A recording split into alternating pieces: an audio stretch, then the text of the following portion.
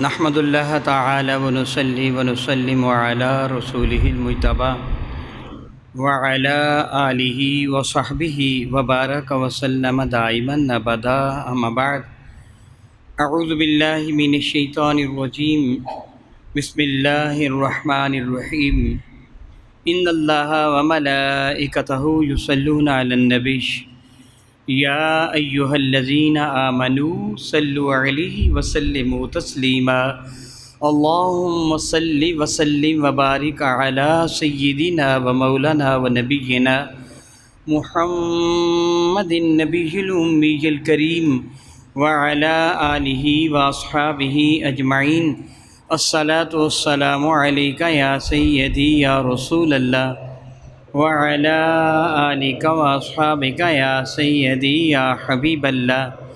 احباب کرام قدر، میں اس سے قبل بھی بعض اوقات بالوضاحت یہ بات بتا چکا ہوں کہ جب یہ آیہ بارکہ ان اللہ وملائکتہ یصلون علی النبی یہ پڑھی جائے تو یوں سمجھیے کہ درود پاک کا پڑھنا بہت ہی ضروری ہو جاتا ہے۔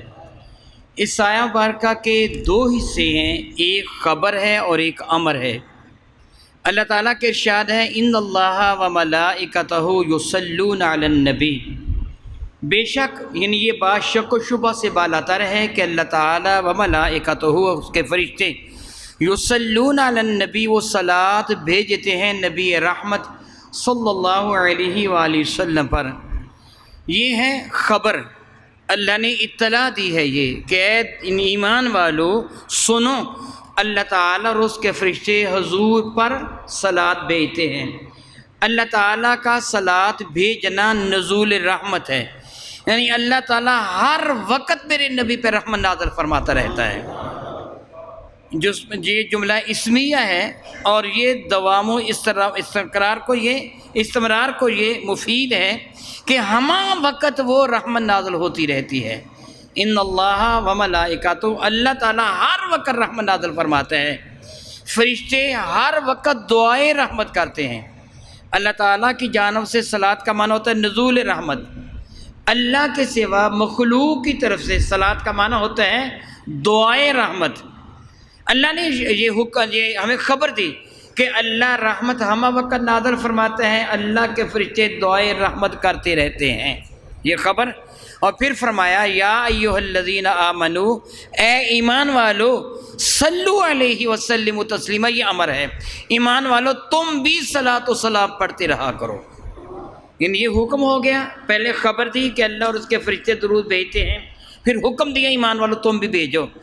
تو جو پھر اللہ کا حکم نہ مانے گا، نافرمانی کرے گا کہ نہیں، ثواب ہوگا یا گناہ ہوگا؟ نہ مانے گا تو گناہ ہوگا، نہ مانے گا تو صرف تنہا ثواب نہیں ہوگا، بلکہ میرے نبی فرماتے میرے رب نے میرے ساتھ وعدہ کیا کہ من صلی علیہ مرہ صلی اللہ علیہ عشر مرہ، جو مجھ پر ایک مرتبہ درود پاک پڑھ دے گا اللہ اس پہ 10 مرتبہ رحمت نازل فرما دے گا۔ یعنی فائدہ ہو گیا، صرف محض ثواب ہی نہیں ہوا، بہت بڑا فائدہ ہو گیا۔ اور دوسری حدیث مبارکہ میں ہے کہ اللہ تعالیٰ اس کے 10 گناہ بھی معاف فرما دے گا، 10 درجے بھی بلند فرما دے گا۔ کتنا زیادہ فائدہ ہو گیا۔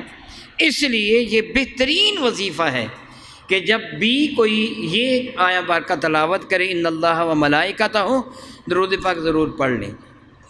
ہو سکتا ہے کہ آپ حضرات میں سے کوئی دوست یہ کہے کہ میں نے درود پاک پڑھا تھا مگر ٹھیک ہے زبان سے نہیں پڑھا تھا، دل میں پڑھ لیا تھا۔ تو یاد رکھیے دل کا پڑھا ہوا تلاوت نہیں کہلواتا۔ تلاوت کب بنتی ہے؟ جب آپ اپنی زبان کو، ہونٹوں کو، جبڑے کو حرکت دیں گے، الفاظ مخارج سے ادا ہوں گے تو تلاوت ہوگی، بصورت دیگر نہیں۔ مسئلہ میں کر رہا ہوں، اگر کوئی آدمی نماز پڑھتا ہوا اپنے ہاتھ باندھ کر کھڑا ہو گیا، زبان کو حرکت دیے بغیر سورۃ الحمد پڑھ لی تو نماز نہیں ہوئی۔ زبان کو حرکت دیے بغیر اس کے بعد اس سے تلاوت کی، نماز نہیں ہوئی۔ زبان کو حرکت دینا ضروری ہے۔ دلیل اس کی کیا ہے؟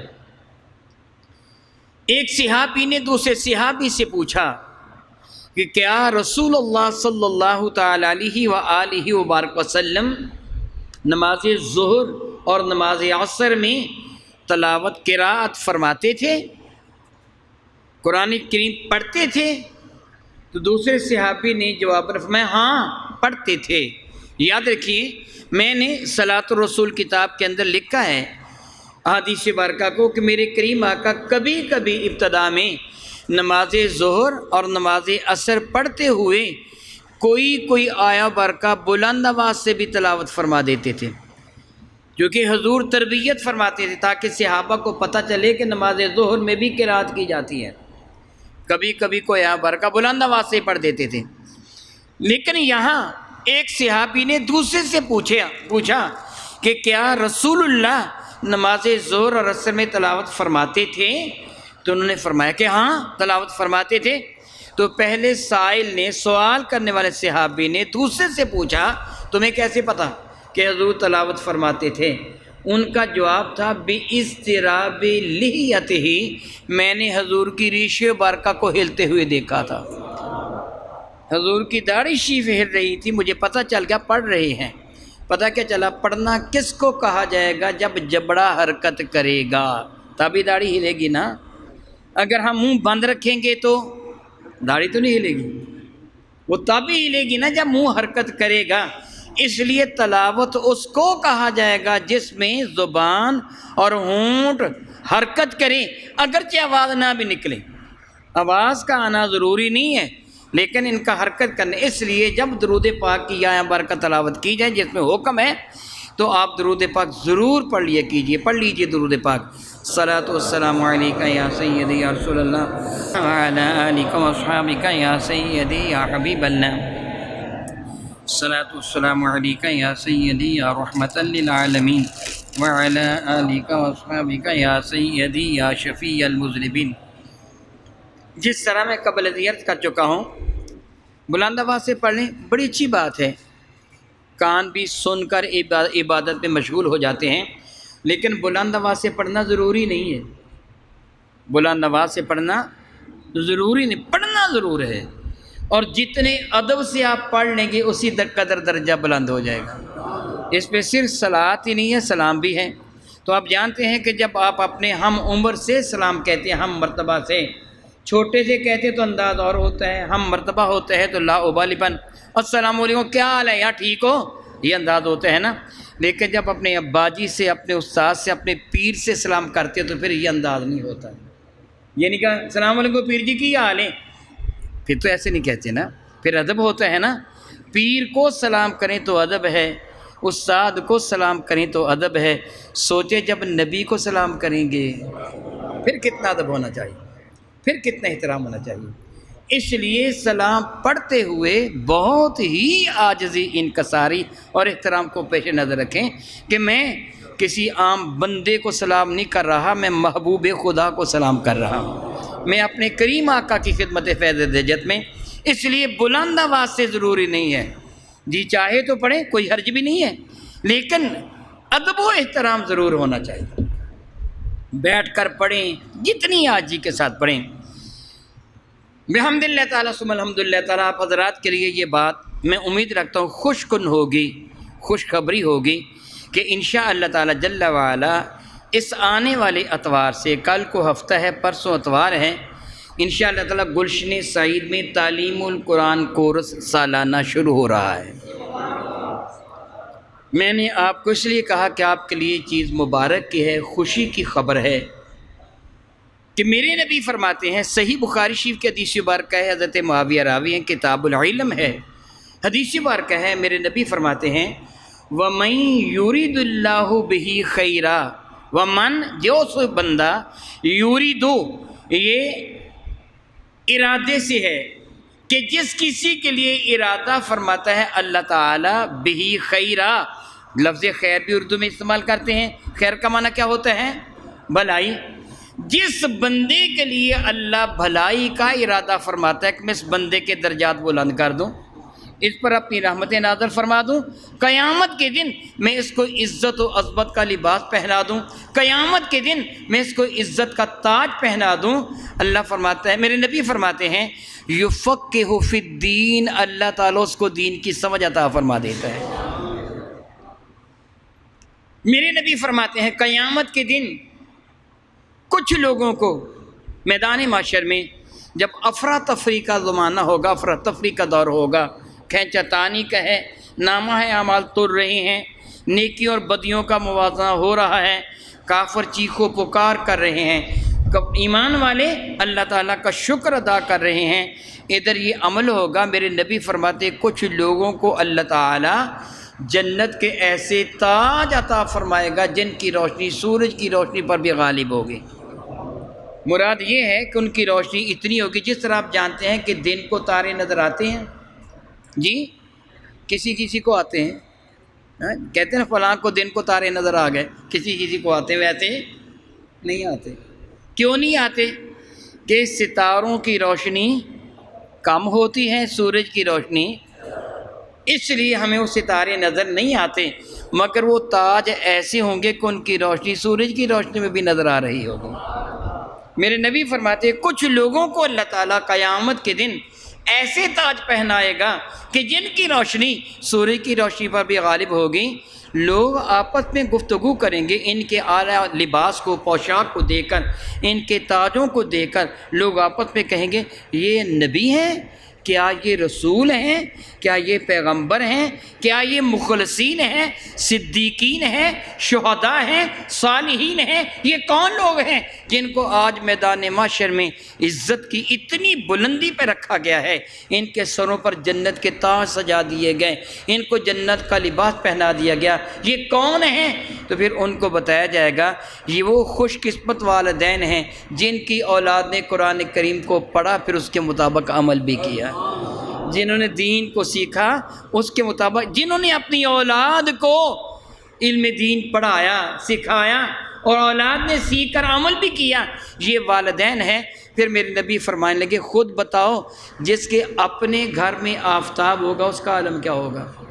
یعنی یہ تو والدین کو اجر ملے گا نا، تاج پہنائے جائیں گے، تو جو خود عمل کرنے والا اس کا اجر کیا ہوگا؟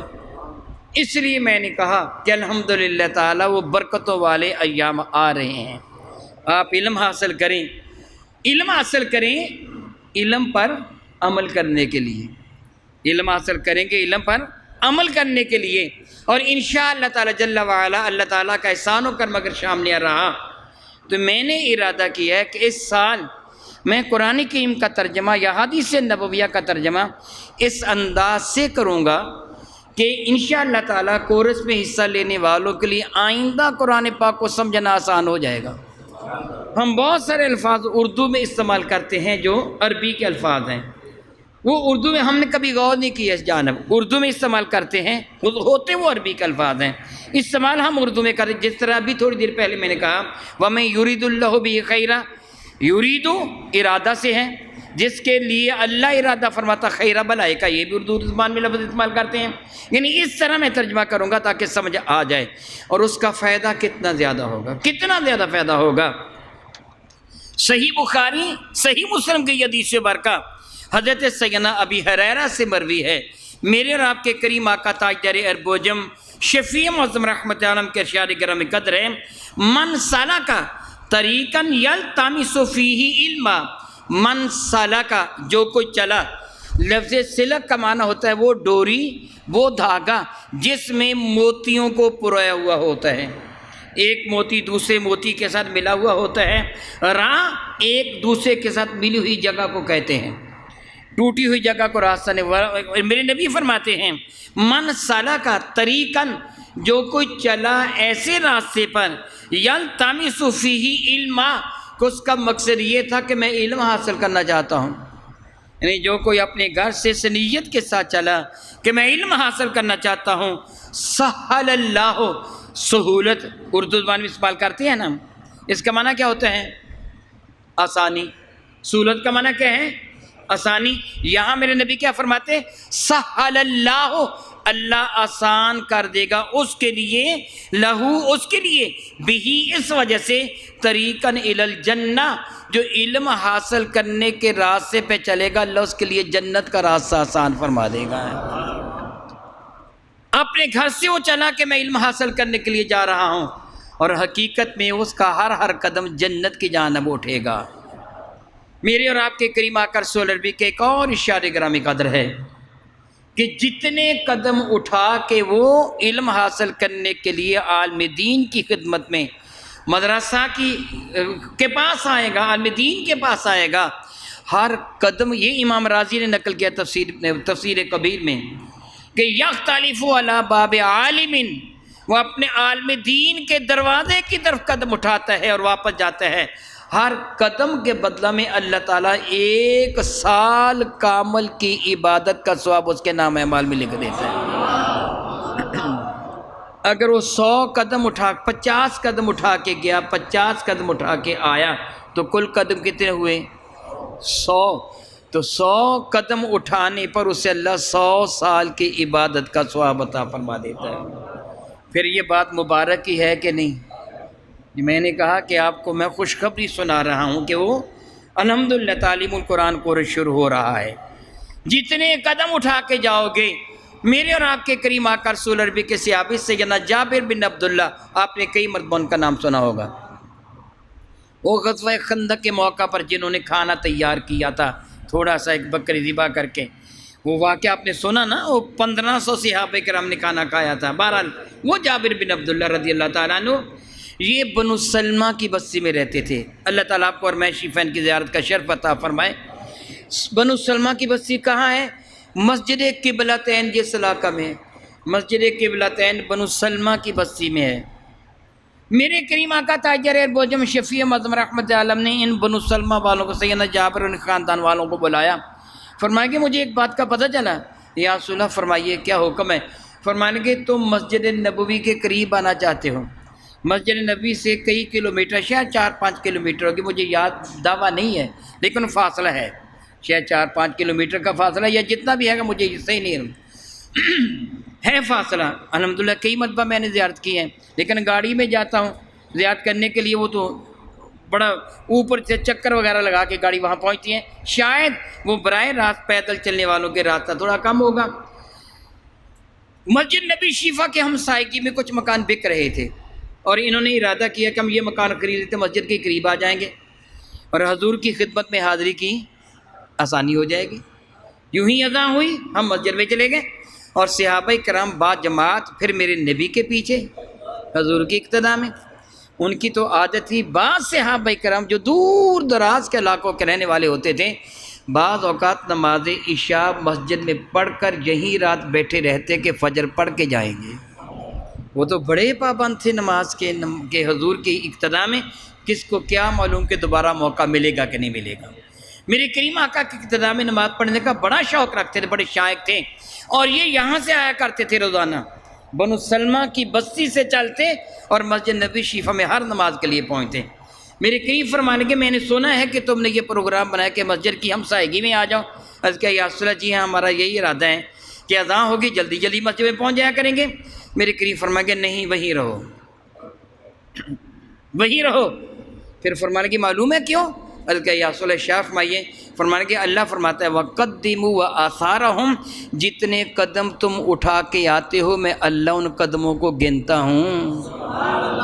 کتنے قدم اٹھا کے تم آ رہے، اسی قدر درجہ تمہارا، حالانکہ اللہ تعالیٰ گننے سے پاک ہے، اس کی ذات بہت بلند ہے۔ یہ سمجھانے کے لیے ہے، یہ سمجھانے کے لیے ہے کہ جتنے قدم تم اللہ کے راہ میں اٹھا کے آتے ہو، اللہ تعالیٰ نشان، آثار کہتے ہیں نشان قدم کو، تمہارے نشانات، تمہارے آثار کو اللہ تعالیٰ ملاحظہ فرماتا ہے، کتنے قدم اٹھا کے آئے ہیں اسی قدر درجہ بلند ہوتا ہے۔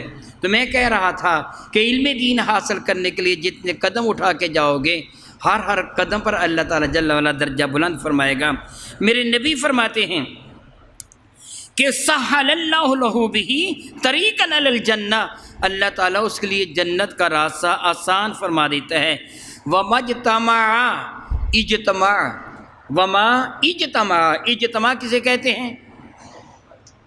اردو میں ہم استعمال کرتے ہیں، لفظی میں یہ عربی زبان کا لفظ ہے۔ وما اجتماع، اور نہیں کوئی بھی اجتماع ہوتا، یعنی جو بھی اجتماع ہوتا ہے کہاں؟ قوم، کسی بھی قوم کا، فی بیتن، فی کا معنی ہوتا ہے میں، جس طرح فی الوقت، وقت میں، بیتن، بیت کس کو کہتے ہیں؟ جس طرح بیت اللہ۔ میرے نبی فرماتے ہیں جو بھی ایمان والوں کا اجتماع، مجتمع قوم، کوئی بھی قوم جو اکٹھی ہوتی ہے، فی بیتن کسی بھی گھر میں، من بیوت اللہ اللہ کے گھروں میں سے کسی گھر میں۔ اللہ کے گھر کون کہلواتے ہیں؟ ویسے تو سارے گھر، ساری کائنات اللہ کی ہیں، لیکن ہم اللہ کے گھر کن گھروں کو کہتے ہیں؟ مساجد کو۔ یعنی کسی بھی مسجد میں جب لوگ اکٹھے مل بیٹھتے ہیں، اجتماع ہوتا ہے، پھر وہ کیا کرتے ہیں؟ یتلون کتاب اللہ، وہ وہاں اللہ تعالیٰ کی کتاب کی تلاوت کرتے ہیں، وَيَتَدَارَسُونَهُ، اور اس کا درس لیتے اور دیتے ہیں، بینہم آپس میں، یعنی ایک درس دیتا ہے قرآن کا، دوسرے درس لیتے ہیں قرآن کریم کا، ایک تلاوت کرتے ہیں دوسرے تلاوت سنتے ہیں۔ ایسا ماحول جہاں لوگ جمع ہوتے ہیں، کس مقصد کے لیے؟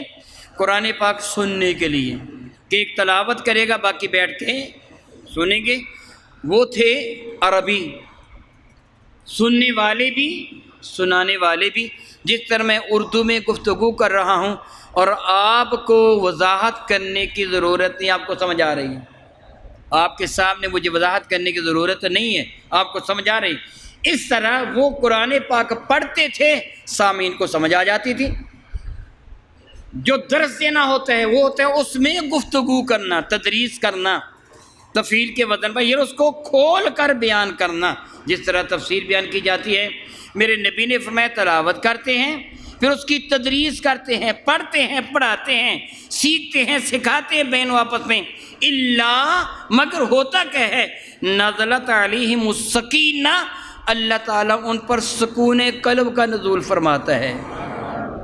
سکینہ، سکون قلب، تسکین، اردو میں ہم لفظ استعمال کرتے ہیں۔ میں آپ سے سوال کرتا ہوں اور آپ نے مجھے سوچ کر جواب دینا ہے، میری باتیں سن کر آپ کو مزہ آ رہا ہے کہ نہیں؟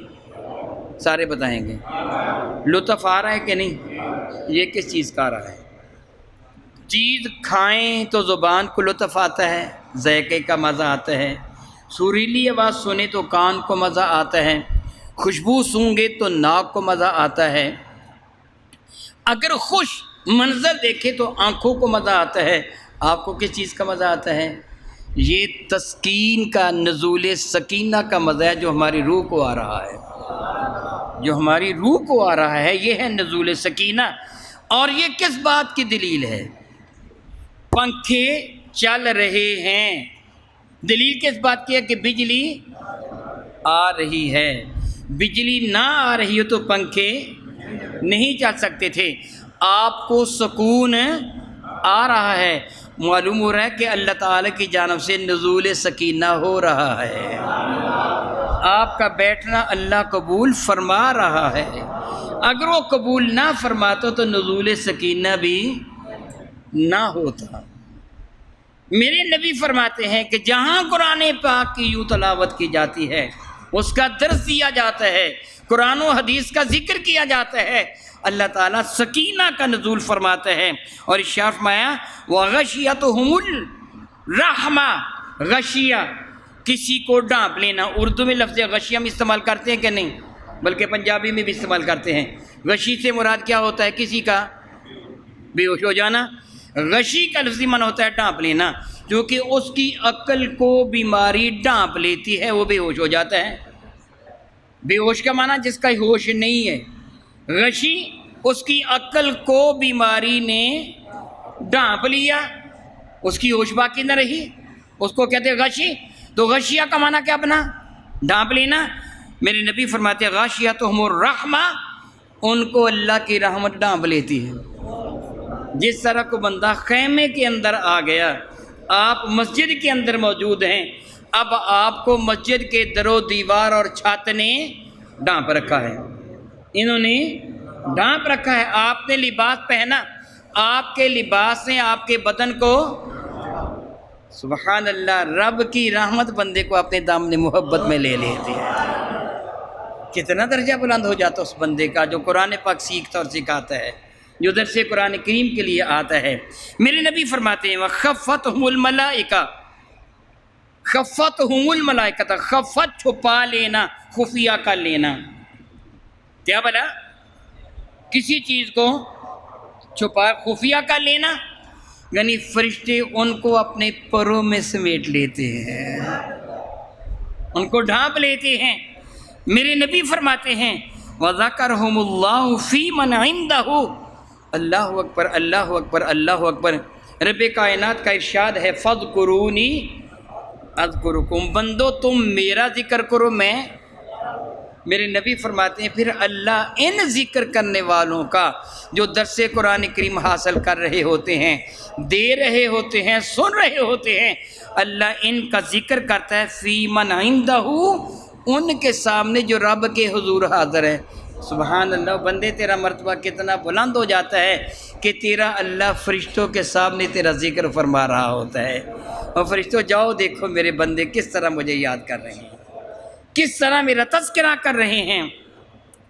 میرے کریم آقا تاجر ارب و جم شفیع معظم رحمت اللہ شار گرامی قدر فرمایا گویا اس کا درجہ بلند ہو جاتا ہے۔ اب وہ کون ہے جس کا جی چاہتا ہوگا کہ میں اس سے محروم رہوں؟ کوئی بھی نہیں۔ ہر کوئی کیا چاہے گا کہ مجھے اللہ تعالیٰ یہ اجر عطا فرما دے، یہ درجہ اللہ تعالیٰ مجھے عطا فرما دے۔ اور پھر میری اور آپ کی یہ حدیث برکہ جس کو ابھی آپ نے سنا، وہ پہلی حدیث برکہ وَمَن يُرِدِ اللَّهُ بِهِ خَيْرًا، یہ صحیح مسلم میں بھی ہے، صحیح بخاری میں، وہ دیگر کتب کے اندر بھی ہے۔ اور یہ حدیث برکہ جس کو آپ سن رہے تھے یہ بھی صحیح مسلم شریف کے اندر حدیث برکہ موجود ہے۔ حضرت سیدنا ابن مسعود رضی اللہ تعالیٰ فرماتے ہیں کہ سمعت رسول اللہ صلی اللہ تعالی وسلم، خود میں نے اپنے کانوں سے سنا کہ اللہ کے نبی ارشاد فرما رہے تھے، یقول، حضور فرما رہے تھے، نضر اللہ، اللہ تعالی جل وعلا اس کو سرسبز و شاداب رکھے۔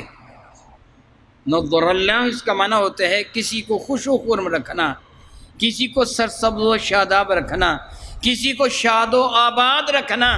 میرے نبی نے دعا فرمائی اللہ اس کو شاد و آباد رکھے، اللہ اس کو سرسبز و شاداب خوش و خرم رکھے۔ کس کو؟ عمران، اس بندے کو کہ سامع منا شیئا، جس سے میری کوئی حدیث سنی، فبلغہ، اس کو دوسروں تک پہنچایا۔ اللہ اکبر اللہ اکبر۔ ذرا میرے بھائی غور کر، جس کے حق میں میرے نبی دعا فرما دیں گے اس کا درجہ کتنا بلند ہو جائے گا، اس پہ اللہ کے کتنی رحمتیں نازل ہو جائیں گی۔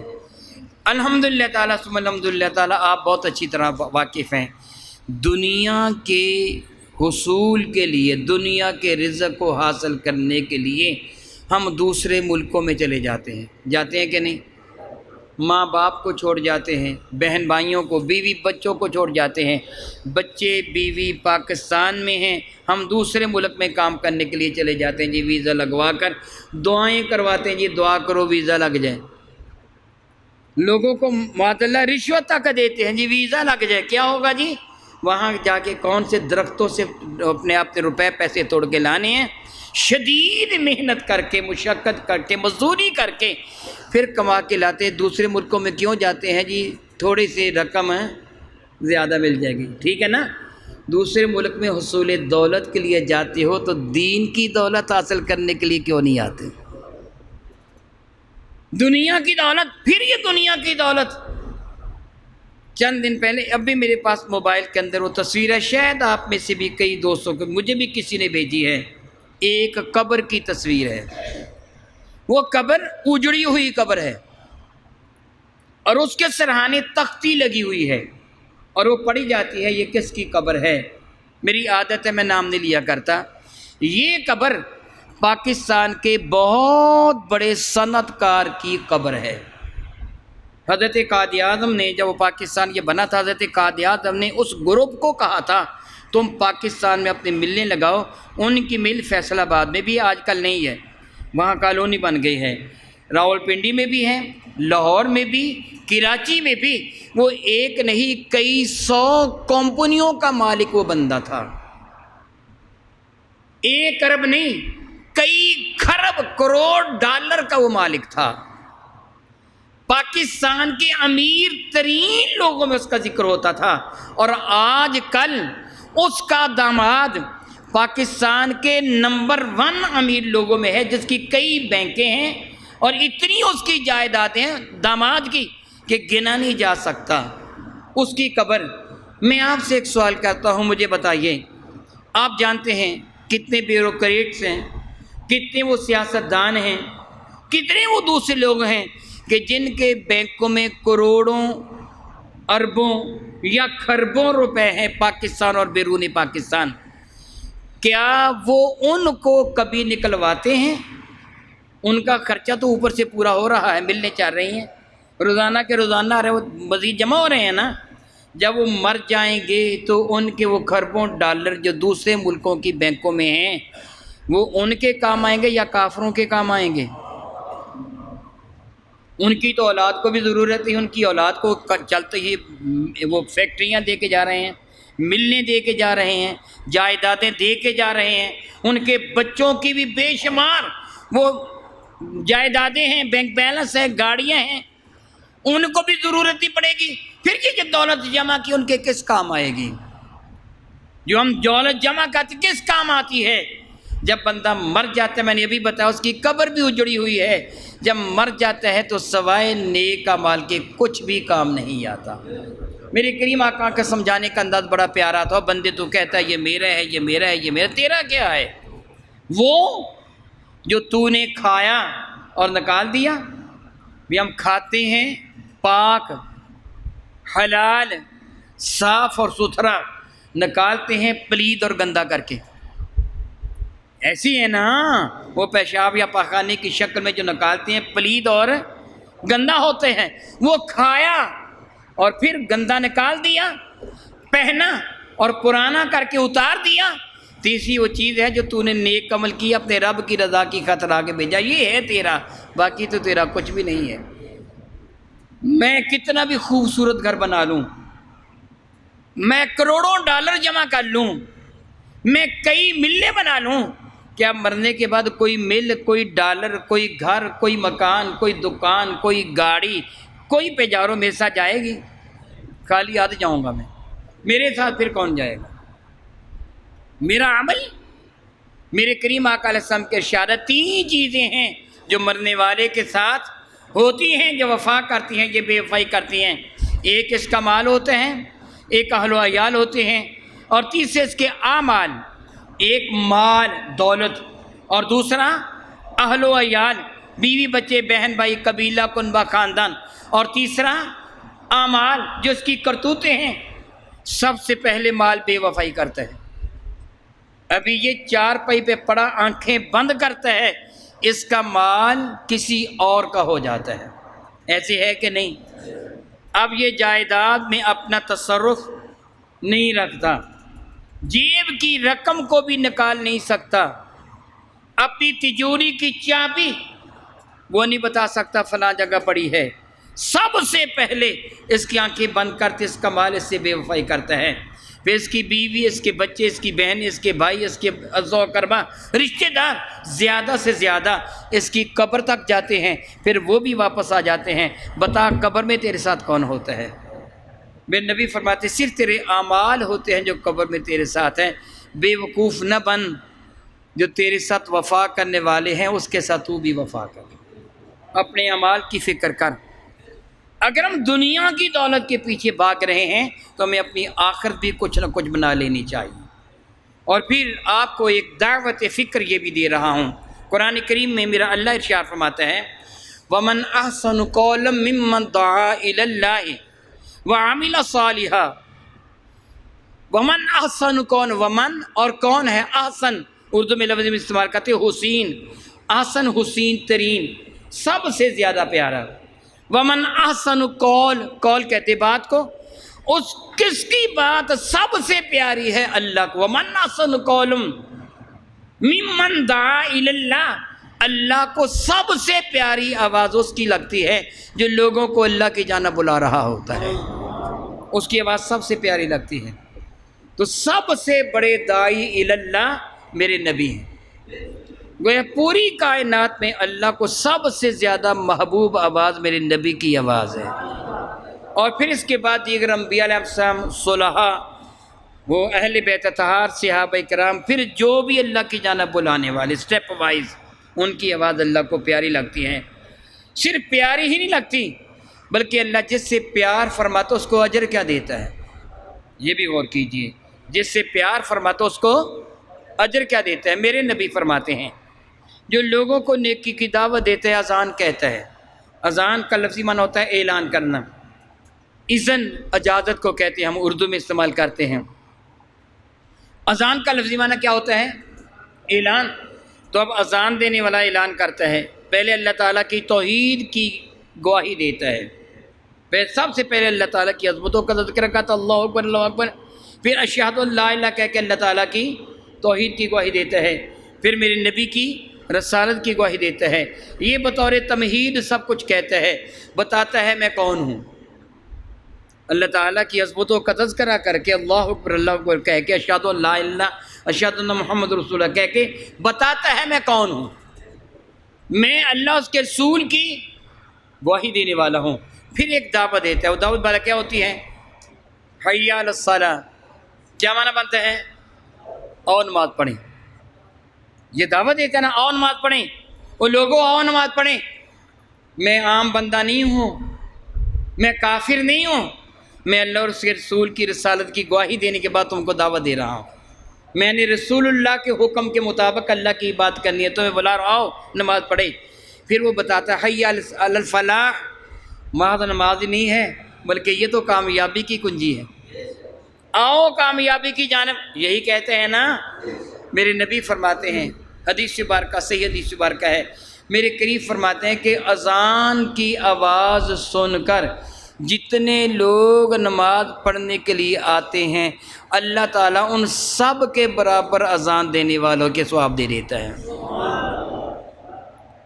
اس کی اذان کی آواز سن کر 100 بندہ نماز پڑھنے کے لیے آیا، ہر نمازی کو معروف حدیث مبارکہ کے مطابق اگر 27 نمازوں کا ثواب ملا تو 100 نمازی کو مجموعی طور پر کتنی نمازوں کا ثواب ملا؟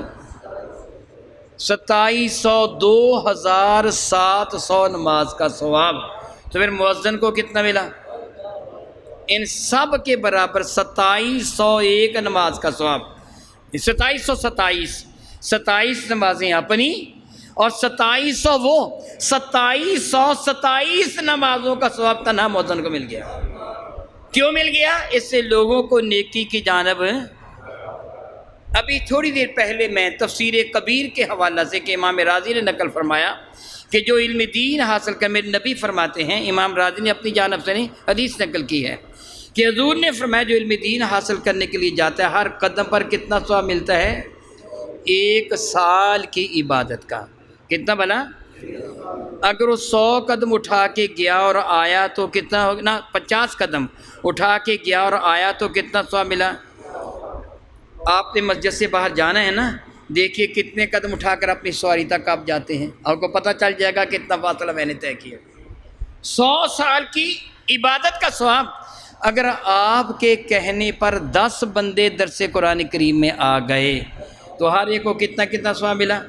100 سال کا، تو آپ کو 1100 سال کا، 100 سال کا اپنا اور 1000 وہ۔ اس لیے آپ دوسروں کو بھی دعوت دیں گے کہ آؤ درس قرآن کریم میں شامل ہونے کے لیے چلیں، کمائی کریں۔ اگر آپ موٹر سائیکل پر ہیں، بائک پر ہیں، آپ تنہا ہیں تو اپنے ساتھ کسی کو بٹھا لیں، آؤ بھائی چلیں، اس کے برابر نیکیاں بلکہ اس سے زیادہ نیکیاں، کیونکہ بٹھا کے لے کے جانے کا ثواب بھی آپ کو ہوگا، دعوت دینے کا ثواب بھی آپ کو ہوگا، دونوں نیکیاں آپ کمائیں۔ اگر آپ گاڑی میں ہیں تو اپنی گاڑی میں 2-4 افراد کو، اگر آپ صاحب ثروت ہیں، اللہ نے آپ کو رزق وافر مقدار میں عطا فرما رکھا ہے، ویگن کرائے پہ لے لیں، کہو آؤ بغیر کسی کرائے کے بیٹھو میں آپ کو لے کے جاتا ہوں، کمائی کریں جس طرح بیرون ملک لوگ کمائی کرنے کے لیے جاتے ہیں۔ اور اگر آپ سبق سے فارغ ہو کے باہر نکلتے ہیں، لوگ پیدل جا رہے ہیں، پوچھے بھائی کدھر جانا ہے آپ نے، یا بلند آواز سے کہہ رہے بھائی میں نے نشاط آباد کدھر جانا ہے، اگر کوئی جانے والا میرے ساتھ بیٹھ جائے میں وہاں لے کے جاتا ہوں۔ وہ موٹر سائیکل کا خرچہ تو اتنا ہی ہونا ہے، لیکن نیکیاں وافر مقدار میں میسر آ جائیں گی، ڈھیروں نیکیاں میسر آ جائیں گی۔ نیکی کرنے والا، نیکی کی دعوت دینے والا، ترغیب دینے والا، اللہ تعالیٰ سب کے اجر بلند فرما دیتا ہے۔ اور اس کا پتہ ہمیں تب چلے گا جب آنکھیں بند ہوں گی، تب پتہ چلے گا کہ ہم نے کون سا کام ایسا کیا کہ جس کی وجہ سے ہمارا درجہ بلند ہوا۔ انشاءاللہ تعالی جل وعلا اتوار کے دن افتتاحی تقریب ہے، اور پیر کے دن سے میں باقاعدہ پڑھانا شروع کر دوں گا۔ قرآن مجید فرقان مجید کو تجوید و قرات کے ساتھ، پھر میں قرآن کریم کی کو تفسیر بیان کروں گا، جس طرح ابھی تھوڑی دیر پہلے میں نے وہ حدیث مبارکہ بیان کرتے ہوئے مثالیں دے کے سمجھایا کہ اردو میں ہم یہ لفظ اس طرح استعمال کرتے ہیں اور اس کا یہ معنی بنتا ہے، عرف میں اس کو اس طرح استعمال کیا جاتا ہے، وغیرہ وغیرہ۔ انشاءاللہ تعالی میں امید رکھتا ہوں کہ فائدہ ہوگا۔